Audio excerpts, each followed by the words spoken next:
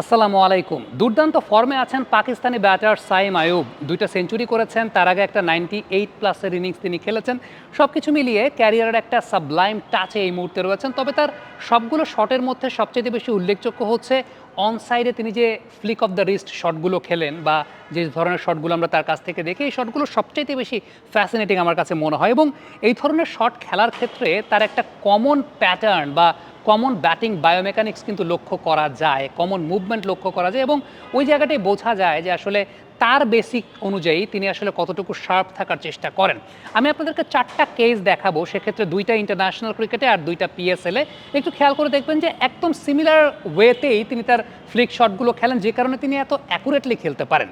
প্রথমত, তিনি যখন ফ্লিক শট খেলবেন সেই সময়টাতে যে কাজটা করেন, বোলার যখন ডেলিভারি স্ট্রাইডে আছেন তিনি হালকা একটা ব্যাক অ্যান্ড অ্যাক্রস মুভমেন্ট নেন এবং সেই ব্যাক অ্যান্ড অ্যাক্রস মুভমেন্টের জায়গাটা আমরা খেয়াল করে দেখি, সেটা হচ্ছে ম্যাক্সিমাম ক্ষেত্রে আমরা 4টা ওকেশনে দেখাচ্ছি অফ স্ট্যাম্পে গিয়েই শেষ হচ্ছে। কখনো কখনো হয়তো অফ স্ট্যাম্পের বাইরে চলে যাচ্ছে, যেটা তিনি হয়তো একটু বড় স্ট্রাইড নিচ্ছেন, বাট বেসিকলি তিনি চেষ্টা করেন যে অফ স্ট্যাম্প পর্যন্ত সেই স্ট্রাইকটা নেওয়ার জন্য। আফটার দ্যাট সবচেয়ে ইম্পর্টেন্ট যে ব্যাপারটা, সেই ব্যাপারটা হচ্ছে বল যখন পিচ করছে প্রত্যেকটা ক্ষেত্রে একটা কমন প্যাটার্ন লক্ষ্য করে দেখবেন, তার হেড পজিশনটা, মাথার পজিশনটা হচ্ছে বলের লাইনে একদম। আপনি যদি দেখেন 19-20 হতে পারে, 19-20 বা 18-20 হতে পারে, কিন্তু মাথার পজিশনটা তার কখনো হেলে পড়ে না বা আই লাইনটা কখনো ফল করে না।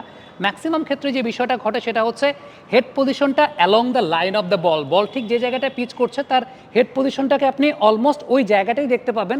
আমি 2টা ক্ষেত্রে আপনাদেরকে দেখালাম ইন্টারন্যাশনাল ক্রিকেটে, 2টা ক্ষেত্রে আপনারা দেখছেন পিএসএলে যে একদম হেড পজিশনটা along the line of the বল তিনি রাখছেন। এখন এই জায়গাটা একটা কথা আছে, সেটা হচ্ছে আমরা ক্রিকেট নিয়ে কথা বলতে গেলে একটা কমন কথা বলি, সেটা হচ্ছে ফুটওয়ার্ক। সবাই বলি ফুটওয়ার্ক ফুটওয়ার্ক, কিন্তু দেখেন একটা বল যখন 140 বা 150-এ আসে, আপনি কিন্তু সবসময় ফুটওয়ার্ক করা, জেনে বুঝে ফুটওয়ার্ক করার টাইমটা ওইভাবে পাওয়া যায় না। সো আমরা যে বিষয়টা বলি সেটা হচ্ছে আপনি যদি আপনার হেড পজিশনটাকে স্টেবল বলের লাইনে নিতে পারেন, হেড পজিশনটাকে বলের কাছাকাছি নিতে পারেন, তখন আপনার পায়ের পজিশনটা অটো মুভ করবে। হ্যাঁ, আপনি আপনার টো পজিশন বা সেগুলোকে নিয়ে ফাইন টিউনিং করবেন, কিন্তু সবচেয়ে ইম্পর্টেন্ট হচ্ছে আপনার হেড পজিশনটাকে বলের লাইনে রাখা, যাতে আপনার পায়ের পজিশনটা অটোমেটিক্যালি ওই জায়গাটায় যায়। আফটার দ্যাট খুব ইম্পর্ট্যান্ট একটা ফ্যাক্টর যেটা সাইম আয়ুবকে অনসাইডে এই ধরনের শট খেলতে সহযোগিতা করে, সেটা হচ্ছে তার পেছনের পায়ের বেন্ডিংয়ের জায়গাটা, ব্যাক লেগের বেন্ডিংটা। এখন ইনিশিয়ালি তিনি যখন শট খেলতে যাচ্ছেন সে সময় সামনের পা এবং পেছনের পা দুটাই তিনি বেন্ড করছেন। এই বেন্ডিংটা আসলে একজন ব্যাটসম্যানকে একটা স্টেবল স্টান্স প্রদান করে, লো ডাউন অবস্থায় একটা স্টেবল স্টান্স প্রদান করে, এবং যখন শটটাকে এক্সিকিউট করতে যাবেন সেই সময়টায় পেছনের পাটা অনেক বেশি মাত্রায় কোলাপস করে।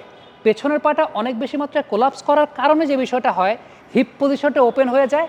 তখন এই যে আপনি হাতটাকে রোটেট করছেন, ব্যাটের যে সুইংটা, সেই সুইংটা অনেক ইজি হয়ে যায়। আবারও বলি, আপনি যখন আপনার পেছনের পাটাকে কোলাপস করছেন বা পেছনের পাটার বেন্ডিংটা বেশি করছেন, তখন আপনার হিপ পজিশনটা কিন্তু ওপেন হয়ে যাচ্ছে। হিপ পজিশন ওপেন হওয়াতে আপনার হাতের যে রোটেশনটা, সেই রোটেশনটা অনেক বেশি মাত্রা স্মুথ হয়ে যায়, অনেক বেশি মাত্রা ইজি হয়ে যায়। এই জায়গাটায় সাইম আয়ুবের সঙ্গে আমরা কম্পেয়ার করতে পারি নিকোলাস পুরানকে।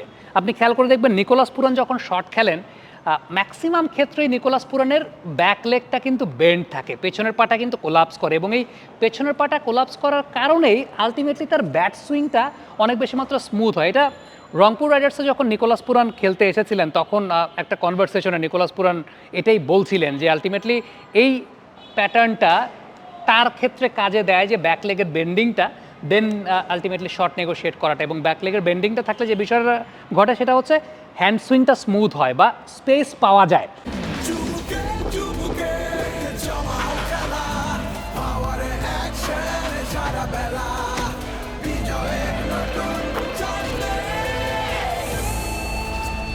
Power, চুমুকে অ্যাকশন।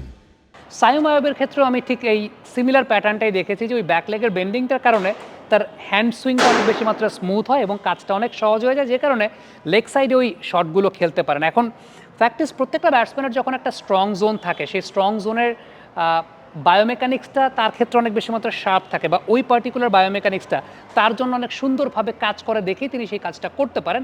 সাইম আয়ুবের ক্ষেত্রেও ব্যাপারটা সেরকমই মনে হয়েছে। ডেফিনেটলি তার অনেক দুর্বলতার জায়গা আছে, সেগুলো নিয়ে হয়তো বা অপোনেন্ট টিম যখন তার এগেনস্টে খেলে বা খেলবে অদূর ভবিষ্যতে, সেগুলোতেও তারা টার্গেট করার চেষ্টা করবে। বাট ফ্লিক শটটা, পার্টিকুলারলি তার এই ফ্লিক শটটা নিয়ে অ্যানালাইসিসটা আজকে করলাম, যাতে অনেক ক্রিকেটাররা আছেন যারা অনসাইডে শট খেলতে খুব বেশি স্বাচ্ছন্দ্য বোধ করেন না, তাদের জন্য হয়তো বা কাজে আসবে যে যদি আপনি একজন বাঁহাতি ব্যাটার হয়ে থাকেন, আপনার এই ফ্যাক্টরগুলো নিয়ে আপনি কাজ করে দেখতে পারেন, আপনার হেড পজিশন, আপনার পেছনের পায়ের বেন্ডিং, যে ওকে দেন আপনিও হয়তো বা এই ধরনের শট খেলতে পারবেন। এবং এটা ডিপেন্ড করে এক একজন ব্যাটসম্যানের প্যাটার্ন এক এক রকম, এক একজন ব্যাটসম্যানের বায়োমেকানিক্স এক এক রকম। এখন সাইম আইয়ুবের ক্ষেত্রে ওই জায়গাটা এইভাবে কাজ করেছে, আপনার ক্ষেত্রে সেটা কাজ করতেও পারে, আবার সেটা নাও করতে পারে, বাট আপনি ট্রাই করে দেখতে তো সমস্যা নাই যে আসলে আপনার ক্ষেত্রে কাজ করছে নাকি কাজ করছে না। Thank you very much. Comment বক্সে আপনাদের মন্তব্য মতামত জানতে চাই।